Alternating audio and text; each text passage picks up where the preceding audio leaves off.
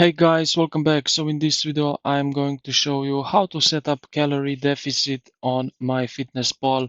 So yeah, let's get straight into it. Now first, what we are going to do, open the app, MyFitnessPal, and now we will head over directly to the profile icon, click on it, and you will see it right here, goals. So now what you can do is select it. So update goals, you can do that. And yeah, you can update your current weight, goal weight, and activity level under the profile section. Also, we have weekly goal, so you can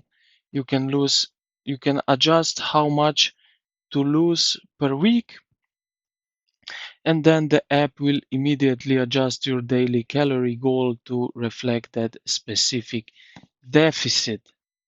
Okay, so now that we set up this as we want, we can go now also to change something if we are using, like, for example, online TDE calculator, which is usually more accurate than MyFitnessPal internal estimates.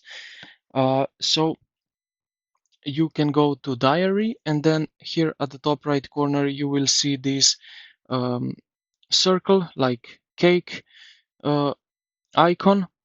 And right here under the macros, you can now also change calorie and macro goals. So you can change calories, carbohydrates, protein, and fat. So you can change that accordingly after you make or get more accurate calculation of your total calories and how much macro of each carbohydrates, protein, and fat do you need to put in. And yeah, this is basically it, how to set up calorie deficit on MyFitnessPal. I hope this video helped you out. If you did, consider to like the video and subscribe to the channel. Thank you for watching, and I will see you in the next